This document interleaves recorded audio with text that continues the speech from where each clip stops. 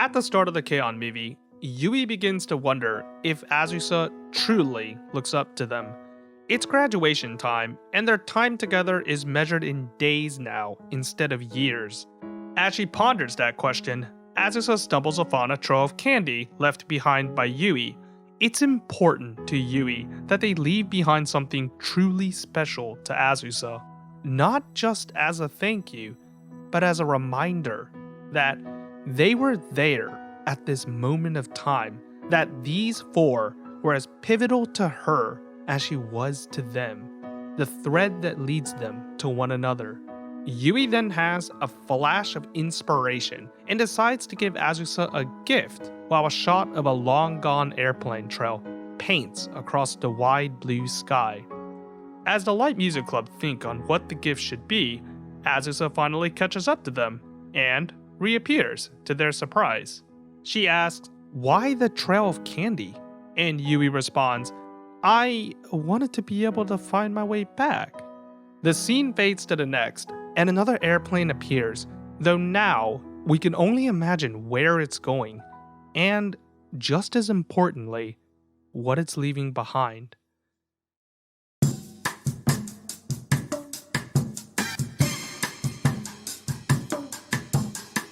The K-On! Movie is Naoko Yamada's first directorial film debut at Kyoto Animation. It is the culmination of her love and effort for this beloved series, and it served as the genesis of the Yamada we all know and love. For years, Yamada proclaimed that she never had any intention of leaving Kyoto Animation, but circumstances beyond the universe's control would change her path. Naoko Yamada, who was as influenced by the studio as the studio was influenced by her, left Kyoto Animation in 2020. With that in mind, I wanted to explore the concept of loss through the lens of Mana no Aware in the K-On! Movie, and apply it not only to Yui and Azusa, but also to Naoko Yamada in Kyoto Animation. Let's return back to our adorable members of the Light Music Club. Immediately when the film begins, their halcyon days are drawn in bright crayons that scribble upon the coloring book of their lives. Warm, bright, and packed full with wonder, this idyllic period of their life consists mostly of drinking tea, practicing music, and finding ways to avoid practicing music. It sketched most of their adolescent life, but like all things, this chapter is coming to an end. At this time, I should explain the concept of Mana no Aware. Do you remember when you were 7 years old on a summer family road trip and you imagined a ninja running alongside the family van? Or that time you built a paper cup phone at recess so you could talk to your friends? For me, I have a distinct memory of sitting under the warm glow of the orange streetlight in my cul-de-sac during high school as I peered up at the deep blue night sky with its ocean of brilliant stars stitched upon it, my hand extending beyond the horizon in the crisp autumn air as I plucked each individual star like petals off a daisy. Those days are long gone, and there's a pang in your heart as you remember them so fondly. That is Mana no Aware. Mana no Aware is described as the transience of all life that renders everything fleeting and ephemeral. It is the eddy that swirls us under its wave, the cherry blossom tree that blooms and falls and blooms and falls yet again. We want these passing moments to be perfectly preserved in crystalline glass, but they just can't. Their preservation survives only in our memories, viewed as a mirror onto ourselves. The melancholic wistfulness to Mana no Aware evokes a gentle, sad push amongst our hearts and reminds us of the universal constant that this too will pass. However, Mana no Aware doesn't exist to send us into an existentially fraught state. It exists to remind us of the beauty of impermanence, how these special memories run throughout the playground of our mind, leaping forth from the swing set to take flight into the open blue, colored by a kaleidoscope of wonder, poignancy, and gentle sentimentality.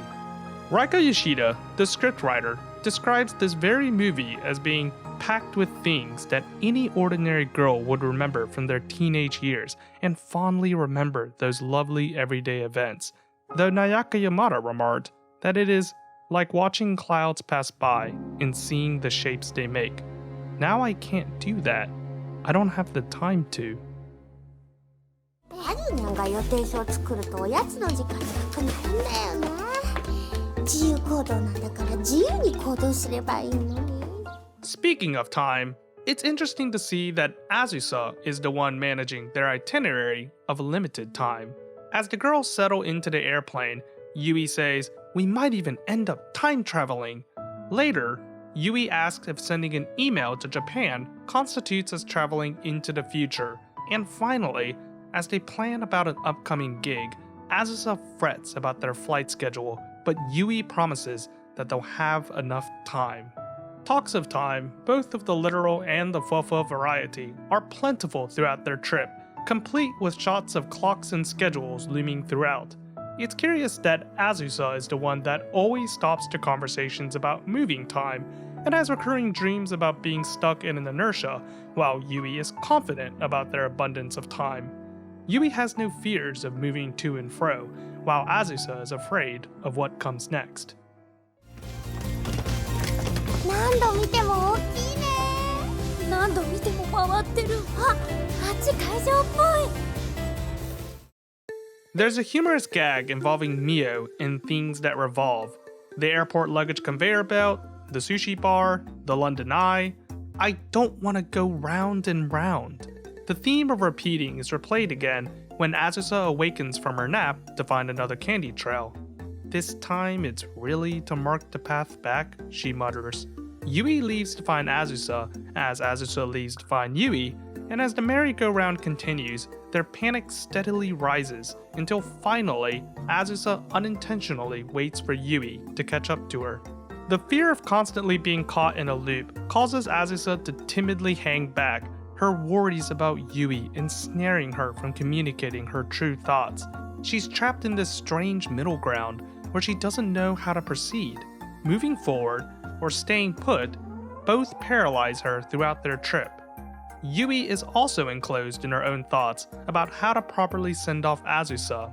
It isn't until she looks out at the freshly fallen snow, which is destined to melt away, does the answer present itself to her. She just has to be what she's always been during her time with Azusa. 教室でライブ？そう、最後の登校日に高校最後の思い出作り。へえ、懐かしいな。Once they return back to Japan, the girls plan one last final hurrah for this stage of their life. Azusa joins the four, as this will be the last time Hokago Tea Time can all perform together before they graduate. Their swan song begins with You and I, a song about appreciating the here and now.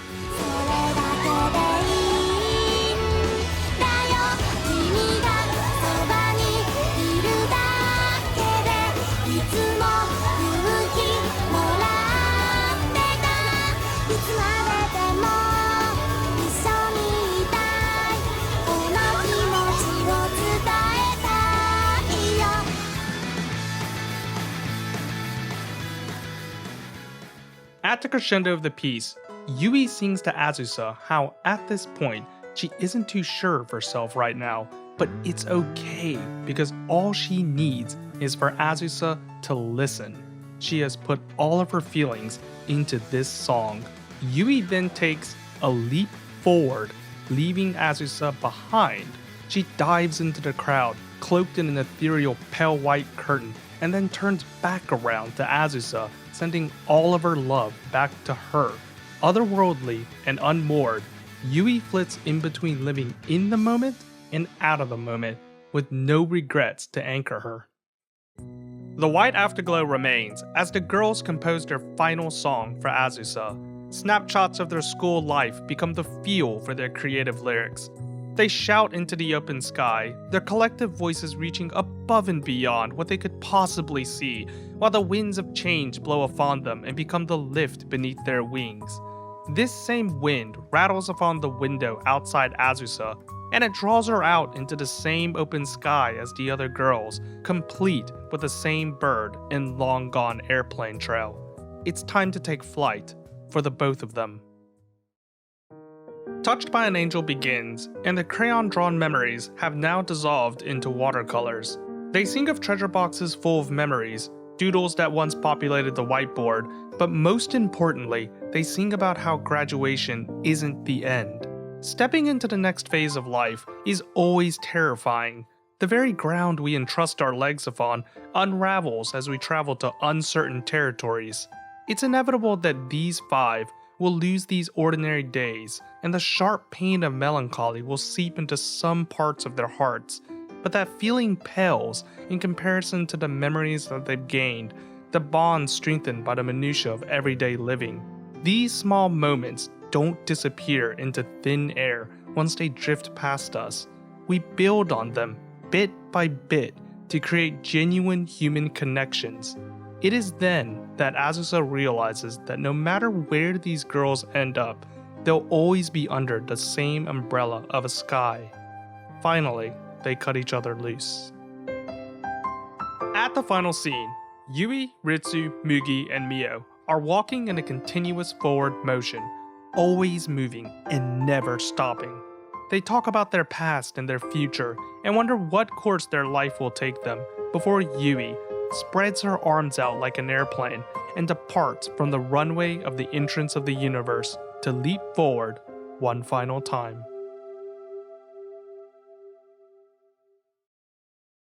Let's return back to Naoko Yamada and Kyoto Animation.